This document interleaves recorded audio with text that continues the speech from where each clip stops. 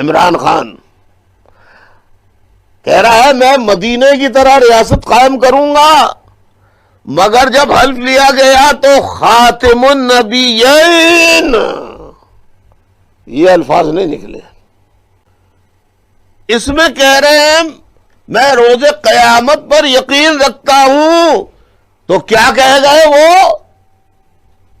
میں دماغ پہ قیادت کا بھوت فوج نے اتنا ڈال دیا تھا تو قیامت کو قیادت پڑ گئے۔ ذرا غور سے دیکھیے، قدرت نے منہ سے نکلوا دیا۔